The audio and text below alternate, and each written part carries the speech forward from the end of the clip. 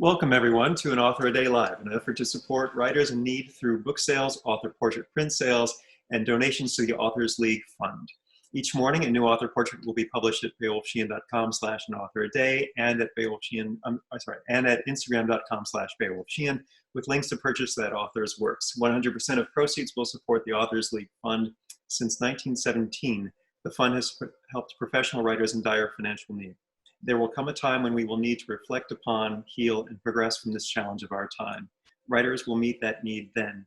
Thanks for coming to their need now. Our guest today at An Author a Day Live is Leslie Jamison, novelist, memoirist, essayist, most recently of the collection Make It Scream, Make It Burn, and in the dawn of our new day, the essay Since I Became Symptomatic. Leslie joins us today from her home in Brooklyn. Leslie, welcome. Hey, Beowulf. It's lovely to talk to you. Under any conditions, even these ones. So likewise. Great to have you. How are you faring today? Okay. Yeah. I got to spend a lovely morning with my daughter. I mean, with whom I spend every morning, especially right now, but it was great. And yeah, I mean, in a certain part of my mind, you and she will always be associated because I can't remember 4 or 5 months pregnant when you took all of my author photos. And I love that Ione is in those photos as well, like a sort of a secret stowaway in all those photos. And the viewer can't tell. Yeah. I remember you said you did, I don't think I was showing that much, but you did a little. Minimal. You might have also done a little. Yeah. But it was all for the cause of just, accentuating other parts of you. And getting people excited to be so compelled as to leave the bookstore with your story. Yeah. Well, it was one of the things that really drew me to your practice was the way that the portraits emerged out of reading the work and thinking about how to kind of conjure, not just what the author looked like, but really what they were trying to express in their work when you figured out how the kind of author could connect to the viewer through that small portal of the author photograph, which is like kind of even a nicer way to think about it than just like checking a professional box, right? So yes. Well, then let's talk about what it is you're trying to express, because of course those photographs went into the recovery and then into Make It Scream, Make It Burn. And they've kindly worked their way into the culture here and there, as I've seen, across the United States and beyond. But they're all, of course, tied to what it is you're compelled to say. And you're saying a great deal. I wonder if we can start with what you've recently said to speak to our times. Yeah.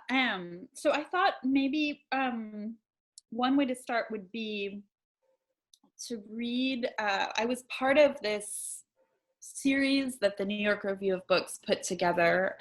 They might still be putting it out, called the Pandemic Journal. I don't know if you've read other installments in it, but it's this really incredible thing. And there was a sort of synergistic feeling about it because so as you know, I think I teach creative writing up at Columbia. And I had told my students as we were, everything was happening all at once. We were going online. Everything felt really disrupted. Our community felt really disrupted.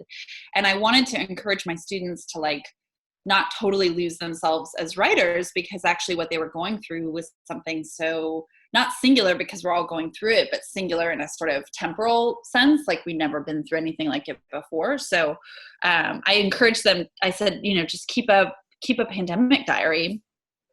And just a day after I had told them to do that, my friend Emily Greenhouse, who is one of the editors of the New York Review of Books, had said that they were putting together this Pandemic Diary series where the idea was to gather together lots of author voices speaking from their experiences of quarantine all over the world. So everywhere from Milan to Bogota to Tel Aviv.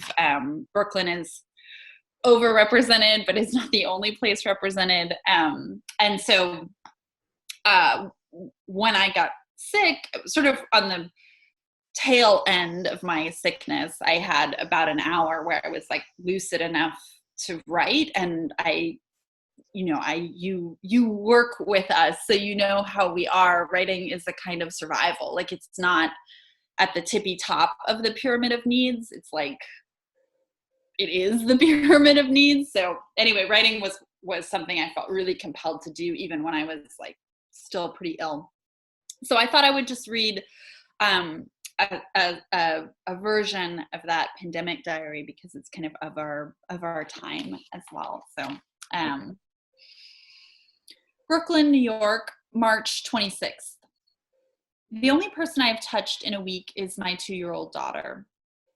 Every selfie I take of us is a photograph of me trying to inhale her. The streets outside are empty, the ambulance sirens constant, the sunshine an insult. The city is running out of ventilators. She and I haven't left the apartment in 4 days, ever since I became symptomatic. That's a lie. I left once to take the trash down. I couldn't smell it because I can't smell anything. The ability vanished suddenly, along with my sense of taste, the newest symptom in the news. But when the pile of banana peels and mashed zucchini pieces became impossible to push back into the bin, I knew it was time. I saw a man in the male vestibule who'd come to pick up someone's laundry.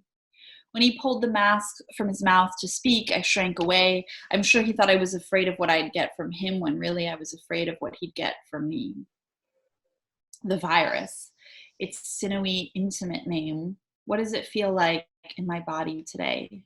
Shivering under blankets, a hot itch behind the eyes, 3 sweatshirts in the middle of the day. My daughter trying to pull another blanket over my body with her tiny arms, an ache in the muscles that somehow makes it hard to lie still. So this loss of taste has become a kind of sensory quarantine, inching closer and closer to my insides. The quarantine, as if it weren't plural, as if we weren't all living our own. Being a single parent is like being a parent, except you're always alone. Being a single parent in quarantine is like being a parent, except the inside of your mind has become an insane asylum, echoing with the sound of your own voice, reading the same picture books over and over again. Mr. Rabbit, I want help. When I wake with my heart pounding in the middle of the night, my sheets are soaked with sweat that must be full of virus. The virus is my new partner. There is something beautifully grotesque about that phrase, shedding virus, as if with a black light you could see the sloughed off sickness like curling snakeskins all over my apartment, crumbling to dust. These days I usually dream about nice dinner parties I wasn't invited to. Romanticizing other people's quarantines is just the latest update of an ancient habit. So what if I signed divorce papers a month before the city went on lockdown? Sure, I sometimes wish my quarantine was another quarantine, and I sometimes wish my marriage had been another marriage. But when have I ever lived inside my own life without that restlessness? We spend our days spearing internet-delivered raspberries with the baby fork. Mama, help, she says plaintively. She needs something, but she doesn't know exactly what it is. I know exactly what I need. Another human body. I press my cheek against my daughter's belly just to feel something that is still there. Well, thank you for that. And here we have, of course, Mother's Day. Happy Mother's Day to you. Thank you. And I wondered, do those sentiments take on new tones and you think of them in the context of the day and how we're to recognize mothers? Single and otherwise, of course, across the globe. Yeah, it's a great question, and I was thinking about that a lot. I just took a long walk with my daughter before this, and I had this moment when I saw crossing the street in the other direction, what, who knows, but seemed to be maybe a teenage girl and her mother, both of them in masks and gloves, walking down the street. And I thought, I remember having this sort of two-beat thought where I thought, God, there's something sad about the fact that, like, I don't know where they're going or where they're coming from, but, there are so many of the familiar ways of celebrating together we can't do.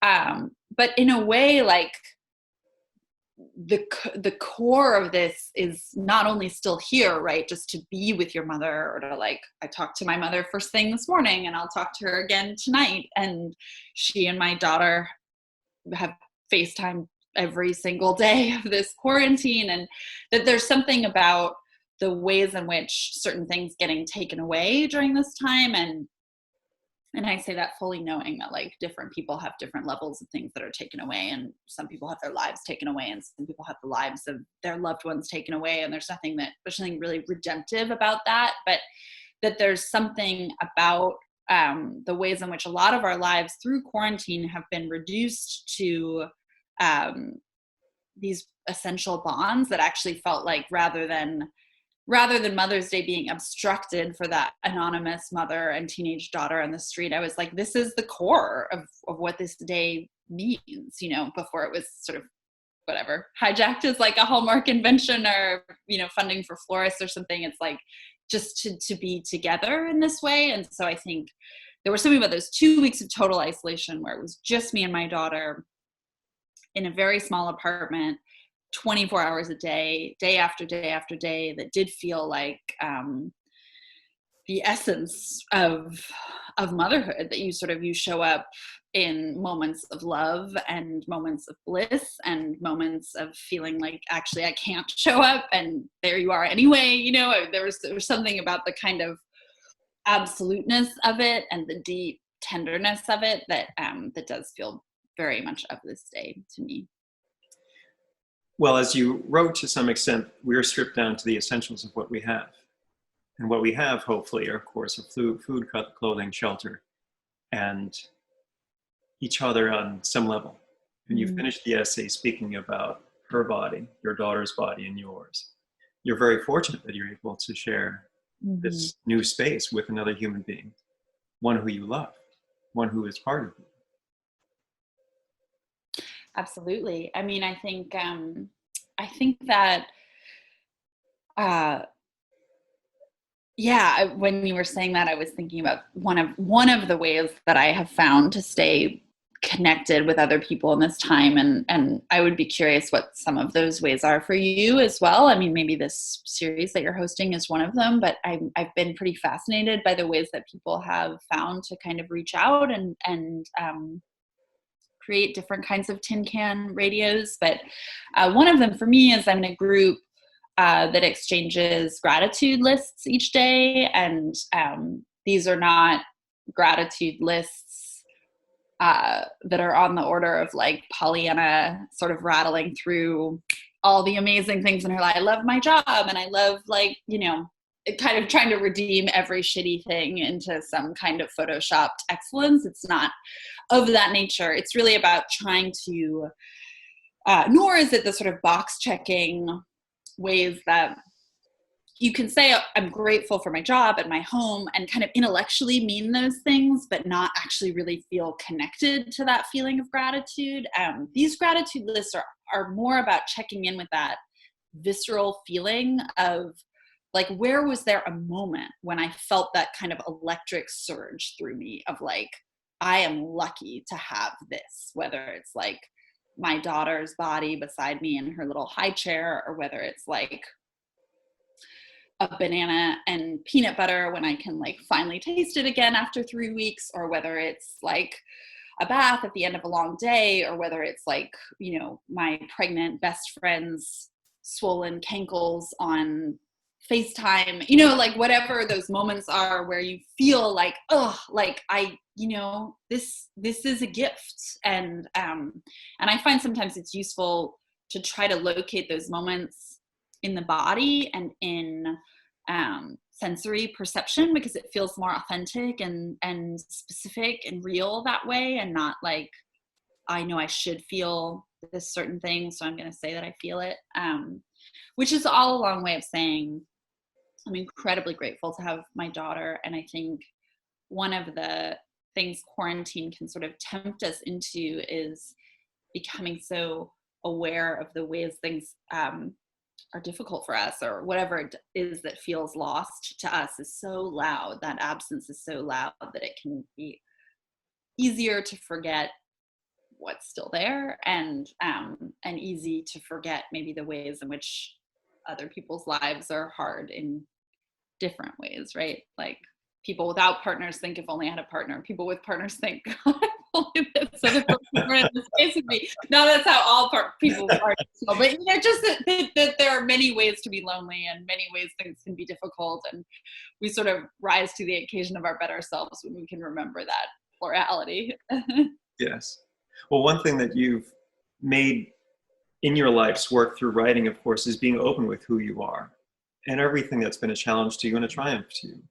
And the book, The Recovering, of course, is about one constant in your life, that of being an alcoholic. And and the prayer that's said at the end of an AA meeting is something that's coming to mind, this idea of having courage, wisdom, and serenity about you, and how you respond to certain things. I mean, those sentiments were ringing in your essay as well, and just in the words you're saying now. Mm-hmm. Being able to be grateful for what you have in this time that we can't look beyond, on some level, the walls that are immediately in front of us. Yeah, I mean, and I think, one of the things that I write about in The Recovering, which was for sure a part of my own recovery experience, and I think the same is true for a lot of people, especially people who maybe have spent time in the literary world, is like I had real resistance to some of the cliched language that I encountered, the Serenity Prayer being one example of that. Like,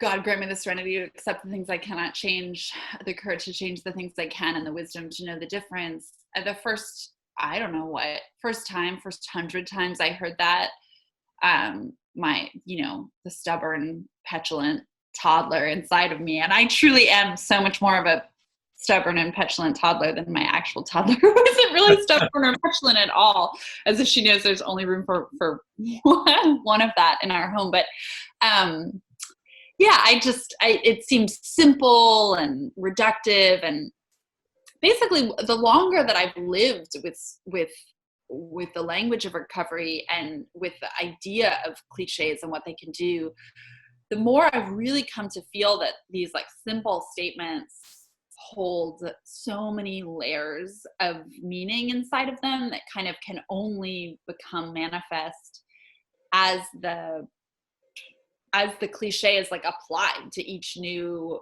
life situation. So, those words, the words of the Serenity Prayer mean one thing when you're thinking about just like this bottomless thirst for another drink, and they mean something else when you're thinking about really struggling with a long-term relationship and whether it should end or continue. And they mean something else when you're figuring out how to live through another day of quarantine, and like what things are beyond your control and you need to let go of, like the pandemic, or like when lockdown is going to end, and what things are within your control, like whether you lose your shit at your kid 4 times that day or 10, like, but I mean, not that that always feels actually in your control, but that, it's just that idea that this deceptively simple language holds infinitudes, and that those infinitudes sort of keep revealing themselves, not in the abstract, but in relation to concrete days and situations. And then thinking about how to take things back to writing, in that this is your immediate experience. And of course, you're giving of the world immediately around you. And reading Make It Scream, Make It Burn, there were a number of passages that dealt immediately with my professional world, that of photography. Mm. And as you wrote, there was a quote there was a passage that really struck me, because this is, I think, now where you as a writer are able to reach beyond your walls. I mean, through telling your own story, you're already touching so many lives, but to then go beyond, you spoke to the idea of, quote, the more important point, I'm sorry, I'm reading the wrong one, that making art about other people always means seeing them as you see them, rather than mirroring the way you would elect to be seen. And I find that very, very interesting, because the challenge is then to be empathetic to your subject, to know as much as you can. And in your work as a journalist, you're collecting that information, of course, to then present to the general public, something that's very private, that's very personal, and to make it the universal. In these days, are you still able to do that? Yeah, I mean, it's a great question. It has a few different parts. I mean, so yeah, I would be actually so curious to hear a little bit more about what you made of some of the photography essays. It's always a little bit nerve-wracking to write essays and have them read by people who know so much about the things that they're about. You know, I was joking with a friend once that to be a journalist, and especially to be an essayist, is to be sort of a professional amateur. Like, you're constantly sort of writing into or trying to learn deeply enough to say something worth hearing about, you know, a variety of micro worlds that you might not know that much about before you start out. But photography is a practice that I've been really fascinated by for a long time. And I think at the core, it's that it is trying to capture something about the world of the spirit through and the psyche, and or not to say this is what all photography is trying to do, but a lot of it feels like it's trying to capture something intangible through the visible, through the physical, through the concrete. And how do you accomplish some version of that alchemy of like getting to that which lies beyond the physical, like through the physical. And writing doesn't do exactly the same thing, but I think so much of my own writing is actually interested in that question of like, how does physical experience and sensory experience and the world of the body sort of hold so much truth about also our souls and our psyches and everything that sort of lies beyond the tangible and the concrete. So I think that's part of the reason. And also this idea of like, how can art, these limit cases where art tries to push up against the documentation, but is still, of course, mediated. So anyway, so there's a big essay about James Agee and Walker Evans, an essay about Civil War photography, this big installation that was up at the Met. And then really probably like the beating heart of the photography material in the book is this profile of Annie Appel, this artist photographer who's been documenting the same Mexican family for almost 30 years. And I became really fascinated by her story, not just in terms of the aesthetics of her photographs, and probably primarily not in terms of the aesthetics of her photographs, but in terms of her own obsession to keep returning to this same family for almost 30 years, like 25 times, and to never feel like she had fully captured them. I think there was something about that sense of never being done, or never having said enough, or never having learned enough, that was really humbling and really inspiring to me. And I think that really gets to your question about empathy, which is like, just to say that, I don't know, I think if you're really thinking about it hard enough and honestly enough, you always come back to the gap between yourself and another person, rather than pretending or deluding yourself that you somehow bridged it, that you somehow understand them absolutely, or see them, or see inside them. Like, I think there are ways that we show up for each other and can try to connect. And that's really meaningful, but that I actually think the most meaningful connection also holds an awareness of its own limits, rather than kind of trying to ignore them. And to your point about how that kind of empathy is or isn't possible now, I mean, if it's a question about my writing practice, like my writing practice is or isn't possible, mainly that question has more to do with the fact that I haven't had childcare for many, many months. So not so much writing is happening, although I am working on an essay about quarantine and an essay about Donald Judd. We could talk about either of those. But in terms of that idea of like what you've said about walls and how there's so much that we can't see beyond walls, I think that kind of humility, or that willingness, not just to say, oh, I can totally empathize with this other person's situation, but to say there's a lot I probably don't understand about this other person's situation, and that might actually be the more ethically responsible approach, to like acknowledge that limit or acknowledge that gap.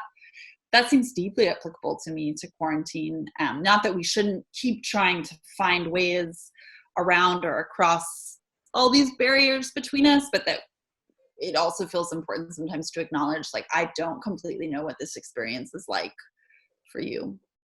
That moment in what I read, where I talk about quarantine as a singular noun and how it feels so important to kind of mentally correct that to a plural experience, sort of gets at that idea.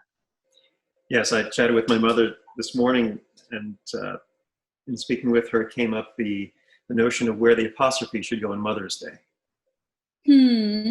Because if it was just R apostrophe S, then that's a day for just one singular mother. And of course, in your immediate world, you are that one singular mother, but there are millions of you across the planet. So why not have the apostrophe after the S?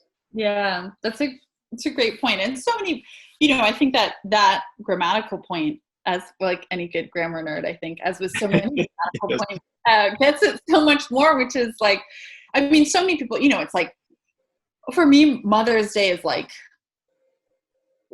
kind of, it's much more about my own mom than it is about me, right? But there are already like at least two mothers in my life, because I'm a mother and a daughter. And really it does feel so plural in that sense, because it's like, oh, when I think about what my Mother's Day has held so far, it's like a FaceTime with a friend who's a mom and like really struggling, and like got a playlist from a mom friend of mine who's obsessed with Daphne du Maurier, and made a Spotify list based on all of her favorite songs and sent that around. I like recorded part of an essay that I love and sent it to some moms in my life. So it really feels less like a singular experience and more, a friend of mine made a shrine that kind of, I think, for each of her mom friends, it like really feels like being part of this like sort of web. And in that sense, it's like, just as we don't mother alone, like we mother with all of these influences inside of us and all of these support systems internalized. Again, if you're lucky enough to have some kind of support system in that way, it's sort of, it would be strange to somehow pretend you were alone on Mother's Day when you've never been alone the whole time. Right. And by the token, I think that's how it's good to see quarantine, and how we wrote of it as not a singular but a plural word. Because we are all in this. And yes, my ability to endure, each and every one of us, our ability to endure comes from what experience we've already had. Someone had posted upon these protests, if you will, in other states, that Anne Frank spent 2 years in an attic. So Anne Frank spent 2 years in an attic just to stay alive. And this is a child persevering. Yeah. Without the advent of the internet, the television, all these things to come later that would be distractions, she was able to just find it within herself to endure. And if a young person can do that, I take inspiration from that type of experience, because we don't know how long this will last. And we do have the ability to connect with one another. And through your work, you're able to give people support, to give them empathy, to help them along. And that had me thinking then of another passage, if I may, in your book, which is how we conduct our lives, and the role that the arts plays in our lives beyond the help we can be given by other people's writings and stories. And so you had written, the more important it is that important point is that the impulse to escape our lives is universal and hardly worth vilifying. Inhabiting any life always involves reckoning with the urge to abandon it, through daydreaming, through storytelling, through the ecstasies of art and music, hard drugs, adultery, and smartphone. So we don't necessarily need some of those things, but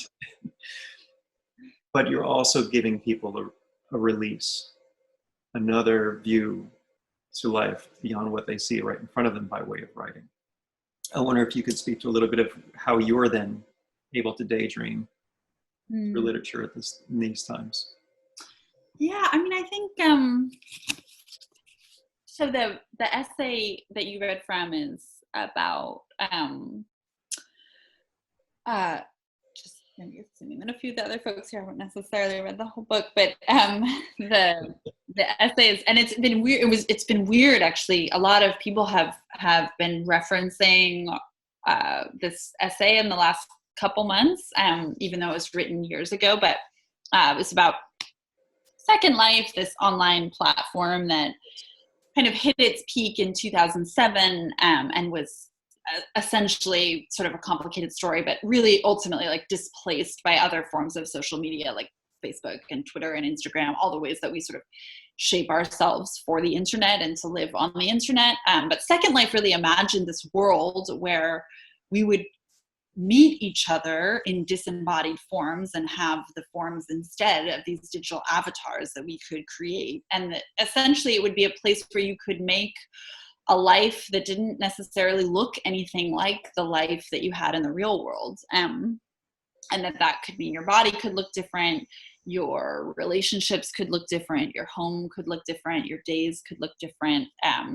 And so it's really, I think for some people, there was a deep appeal to that. And then there was a kind of backlash to that appeal that had to do with the sort of charge of escapism, or like you're creating this false reality. And by creating this false reality, you're kind of bowing out of your actual life. And that there was a sort of a moral valence to that accusation.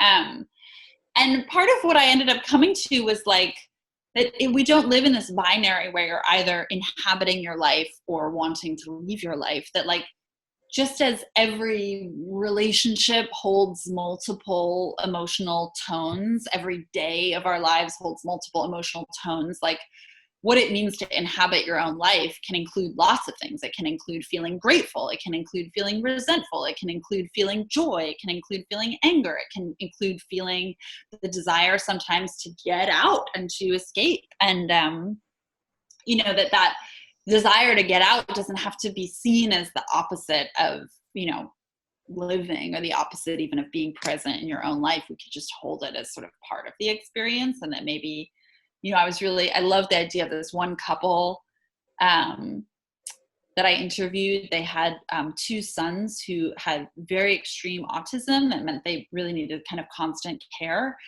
And so it was hard for them to go out. It's like harder to find a sitter because they have these 2 sons with autism. And so they would sometimes go on dates on Second Life with each other because it was the way that they could leave their house. And that to me seemed like a beautiful enactment of the ways that they were still sort of inhabiting their actual life, but taking it to this new sphere. And I was thinking about that Second Life piece and some of those ideas about escape, and escape as a way of inhabiting when, as I mentioned at the beginning of this conversation, I had my students keep these pandemic diaries, and we did a reading on Zoom last month where all of the students and me, actually, it's the only other time I've read from this particular piece. We all read bits of our pandemic diaries, and a few of my students' pandemic diaries were documenting the experience of quarantine, not by saying, this is what my quarantine is like, but essentially by documenting daydreams or memories instead. One student wrote entirely about a trip she had taken to the island of Capri, like 10 years ago. Another student wrote about her memories of going to the Natural History Museum. And at first, both of them kind of apologized, like, I know I was supposed to write about quarantine, but instead I wrote about this memory I had. And I said, no, you were writing about quarantine, because part of what it means to be in quarantine is to be finding these ways or searching for these ways out of quarantine, whether that's through imagination or through memory. Yes. Thinking about Second Life, that is on some level where we are right now. And if I wish to, I could change my background. I could create this environment that is not true, but of course it is what other people will see. And I create this new avatar, if you will. Yeah. Very present all these years later, because that is the world in which we live. Can you give thoughts to where you think we and how we might be living in the future? Oh my God. I don't know. I think maybe it's a version of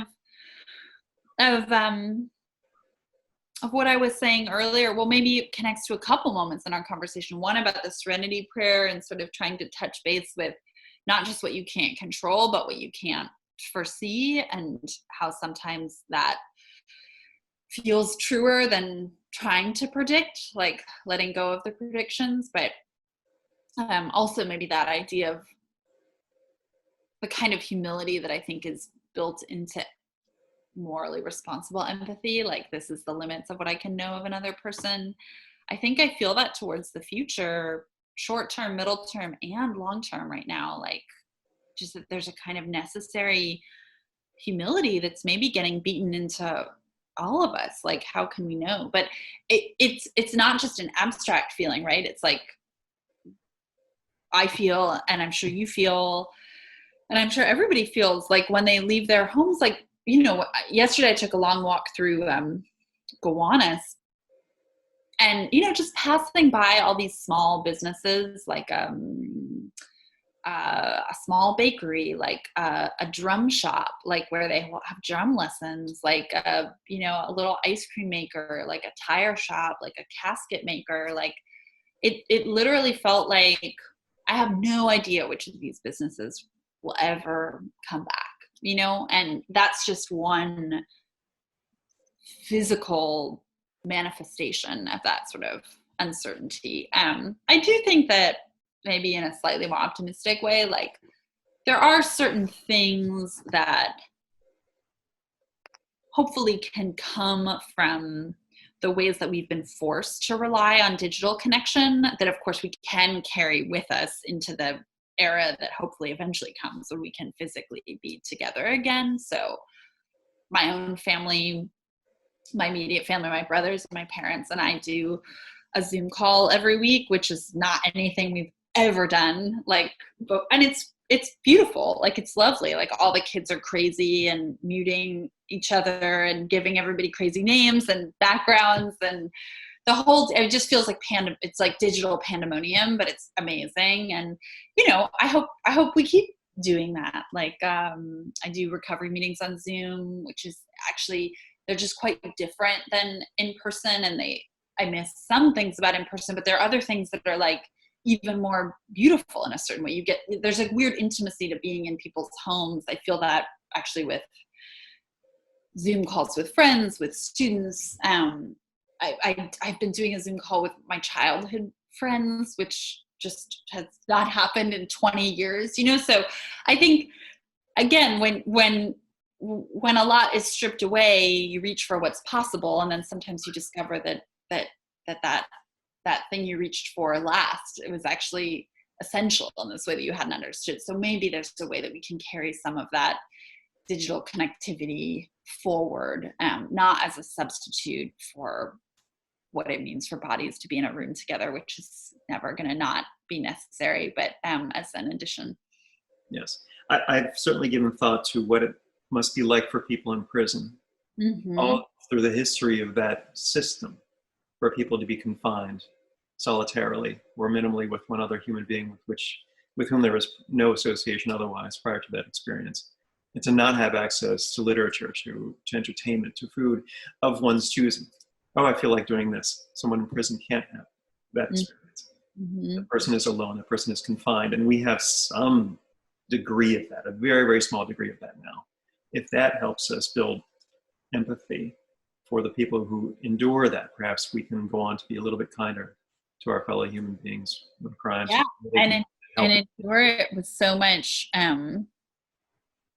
illegitimate and gratuitous shame attached to the experience, that somehow not only are they suffering in these ways, but that they deserve it, which, you know, is not a belief held by everyone, but is a sort of socially validated belief in a lot of corners. And I just think, God, to endure that kind of pain and to also know that there are people out there who think you deserve it is so different from the sort of narrative of noble suffering that a lot of us are able to, or noble loss or noble sacrifice or something that a lot of us are able to, rightly or wrongly, kind of feed ourselves during the time of quarantine. One of my best friends, her mother was incarcerated for 35 years and just actually got out like 6 months before quarantine started. And, you know, I mean, I'm sure she's having a complicated experience, as are we all, but my friend was like, she's actually kind of dealing with quarantine a lot better than most people, because she's developed a lot of psychic tools and strategies and mechanisms for aloneness. And here we are. So we need to develop our own if we haven't already. Mhm. And reading the experience of others, which books, of course, gives us a chance to do, will help us get through. Now that we have a moment, what about perhaps opening up to questions and answers? Sounds great. Does anyone from the audience have a question to ask? You can, because we can see one guest, but the others just feel free to raise your hand digitally if you wish, and I'll unmute all if I can. It's so great to be able to see your some of your books. I don't know if they're all author books or other books, but I find bookshelves are the best background. This shelf up, and it goes up for a bit. Those are all books that either have a cover that I photographed or an author portrait that I've made. You're on that shelf as well, and of course there are 3 editions of Make It Scream, Make It Burn here, US, UK, and there's one foreign edition over my head as well. And the UK one is the one that, anyway, it sort of has the special thing about it, which is that it's your author photo in the background. That I had never seen. Nothing like that had ever happened for me before, but maybe it happens for you sometimes that your photographs are turned into illustrations or. I remember at one point, this is more than 10 years ago, an author portrait was turned into one of the pointillism portraits in the Wall Street Journal. I thought that was one of the greatest things some time ago. But does anyone have a question for Leslie?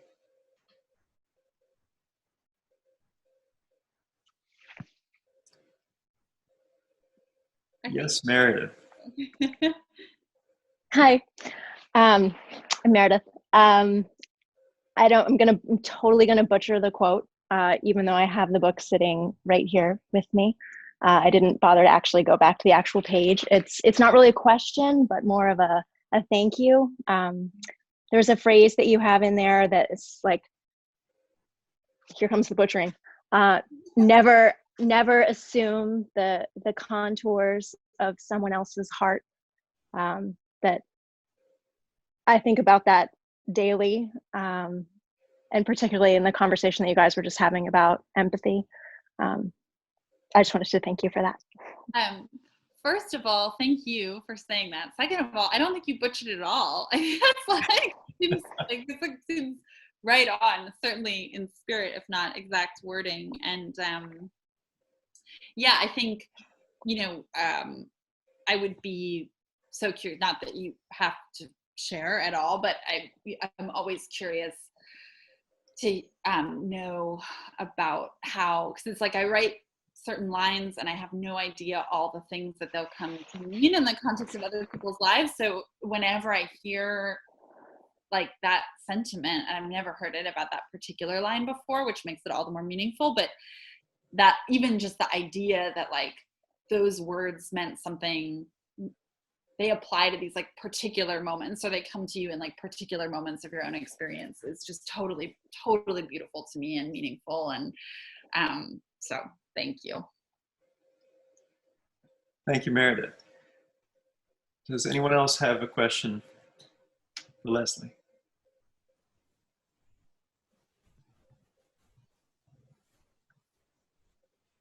Phone lines, so to speak, are open.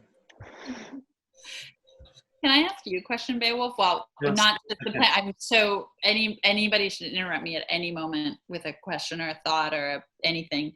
But I'm curious sort of how your creative impulses, I mean, you've sent me a few of your beautiful flower images, and I'm just wondering how your creativity is living in quarantine, or what forms of expression it's taking during a time when like your sort of normal practice isn't possible. But for many years, my normal practice was. And I'm very fortunate to have had that time, to have been able to take advantage of it, to do what I've loved to do and still love to do. And I recognize fully that I can't do what I love to do right now. But I have that history, thankfully saved on hard drives. And now is my chance to look at it, to be that humble, to be that grateful, and to say thank you to everybody who's given me so much. So that's what this project really is. I hope that, of course, it helps generate support for writers in need. I know that in the month of April, the authors League Fund was able to support 300 writers, which is a wonderful thing. And the need, of course, continues. And for me to have the chance to support that, to speak to that, is one way to stay creative. There's so many photographs, as you know, when I'd work with you, I'll make several hundred pictures in a single session, but it might be the case that only 1 or 2 or 3 get out. So it's also exciting for me to look back.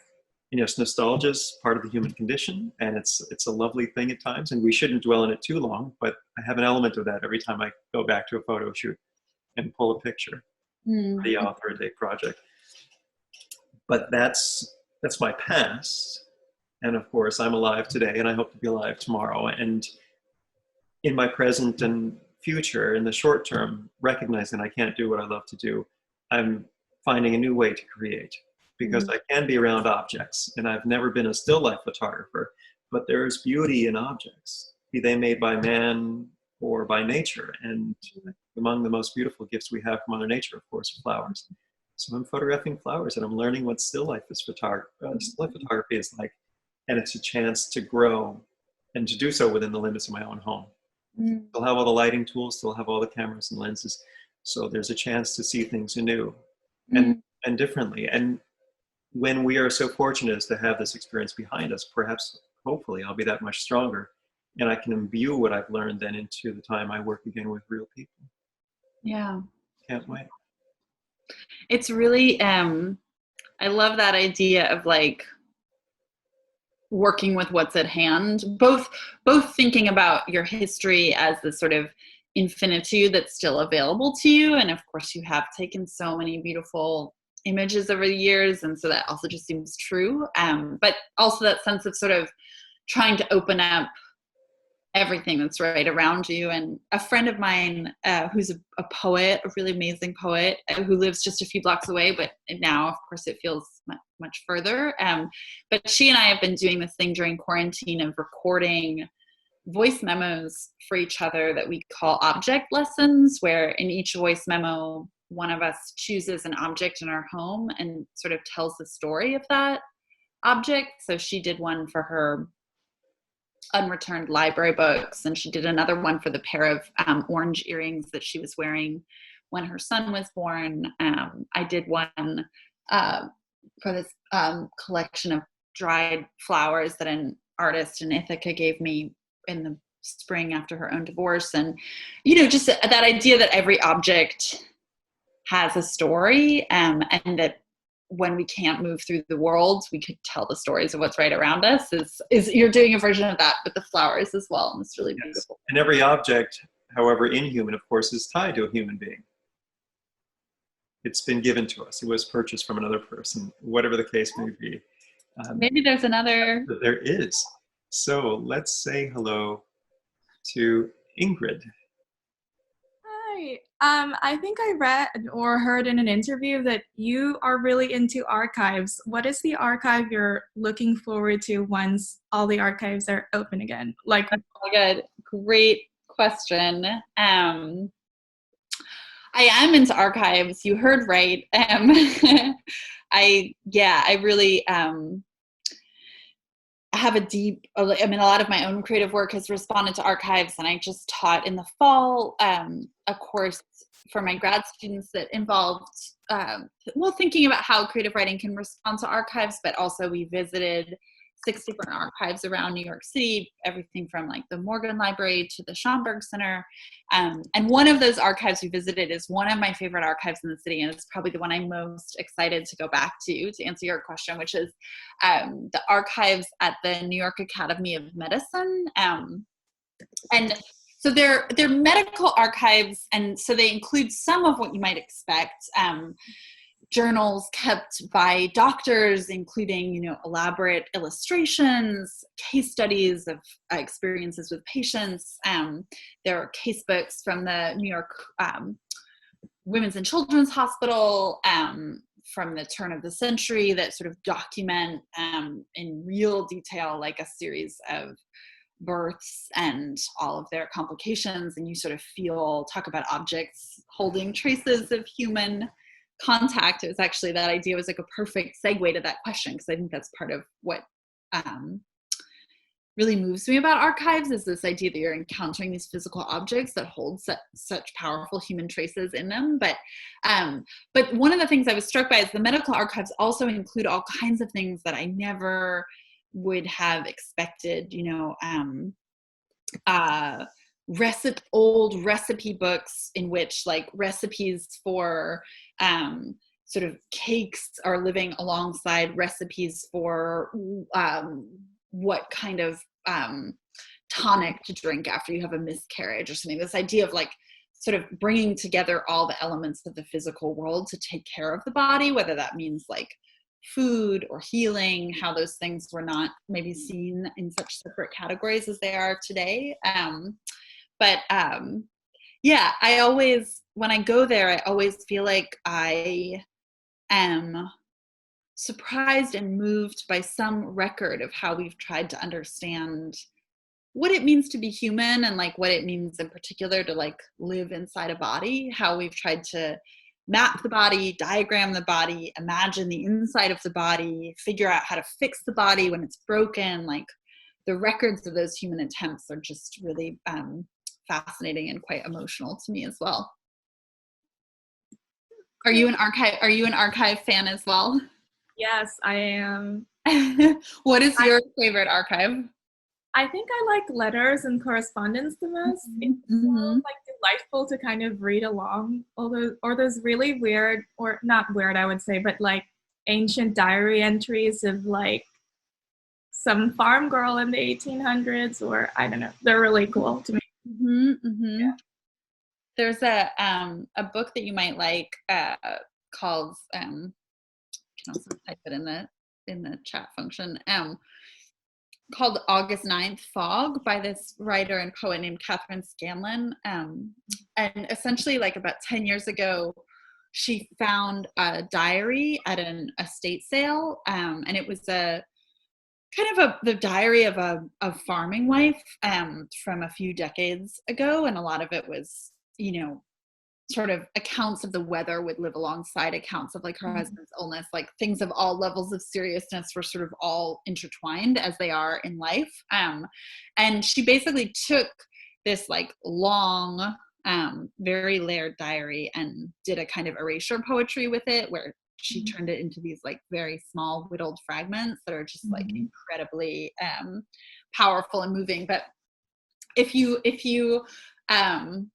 and actually reminded me of the ways in which like a lot of modern diaries were sort of born out of the tradition of the almanac, and that idea that like what started as a practice of recording the exterior world for very pragmatic reasons sort of gradually became a process of recording the interior world for maybe less pragmatic or immediately pragmatic reasons. That was really interesting to me, to sort of see these in-between documents that are documenting the exterior and the interior. But anyway, I'll write it in the chat right now in case you're interested. It's a really, really beautiful book.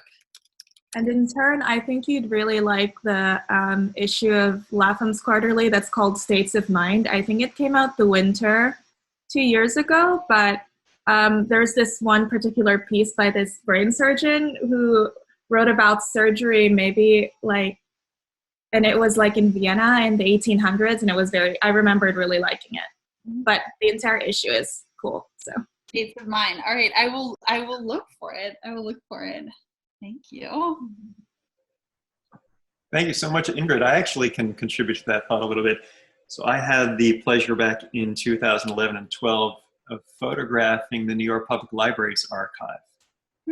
Not in its entirety. I would still be there if that were the case. But it's a book project for which I photographed New Yorkers of note with pieces of the archive of their choosing. And it was so wondrous just to hold in my hand Jack Kerouac's library card, his matchbooks, and a bit creepy to have been given and held in my palm a lock of Mary Shelley's hair, to have held Charles Dickens' letter opener and his traveling edition with his handwritten notes of A Tale of Two Cities, and a letter typed by J.D. Salinger with his original signature, and original manuscript pages by Wilde and Poe. It was just so otherworldly, beautiful experience. And the great lesson that I learned from there, of course, that all these wonderful things exist and they're accessible to the public. All you have to do is make an appointment. So when we're all lucky enough to be back to our lives as we knew them, just call the library and see history. It's an exciting thing. I stole Hillary Clinton's Yale Club card from when I worked there. I hope you treasure it.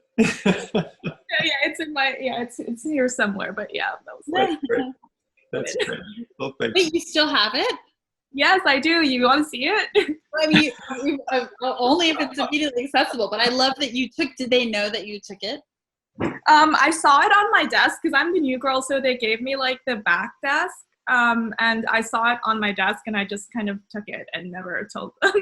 And now, Love it. I was like, yeah, it's actually here. It's behind my phone. One sec.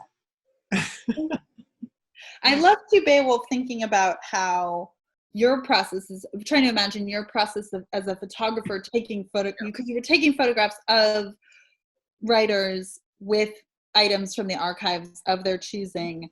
Yes. How essentially you were trying to document that ineffable, really magical thing that happens in archives when you're encountering some object that means something to you. But it's the kind of thing that might not look like much from the outside, like, oh, I'm holding this card or I'm holding this thing. But your job is to capture somehow with the photograph that thing that we feel in that moment with that object. The expression I was after time and time again was joy. Yeah. And here's this object that clearly it has human history connected to it, of course, and it's created most times by a human being or completed by a human being. But the moment in which that person says, there's a part of me in that, and I'm seeing that, and I'm seeing this wonderful thing that has inspired who I am, it's wonderful. So wonderful. I remember photographing Ron Chernow holding an original handwritten page of an address by George Washington. And speechless. Yeah, it's great to think of Ron Chernow's joy in that moment. I love it. Yes. Well, speaking of joy, let's see. I should go in a moment, but we can see Ingrid. Maybe the I don't know if Ingrid was successful on her search. Right here, Hillary Rodham Clinton. Amazing. Well, we will forward this to the authorities at Yale. You'll be more than fine. Well, with that, thank you all so very much for a lovely conversation. And I'd like to finish, if I may, with a quick another last quote of work then by Leslie, which speaks to the notion before we dove into Q&A about family, in which Leslie wrote, "Family is so much more than biology, and love is so much more than instinct. Love is effort and desire, not a sentimental storyline about easy or immediate attachment, but the complicated bliss of joined lives. Ham and guacamole sandwiches packed in a My Little Pony lunchbox, or growing pains at midnight in car seats covered in vomit. It's the days of showing up." Thank you all so much for showing up today. My thanks again to Leslie and you for joining us. You can help writers in dire need by buying Leslie's or other great writers' books and author portrait prints at beowulfsheehan.com/an-author-a-day or by donating directly to the Authors League Fund /donate. Look for today's talk soon on my channel on YouTube, and please join us 2 p.m. this Friday, May 10th, and our guest will be Yeonmi Park. Be safe, be healthy, be inspired, and we'll see you then. Thank you all so very much. Thank you, Beowulf. It was a pleasure, and thank you all for coming.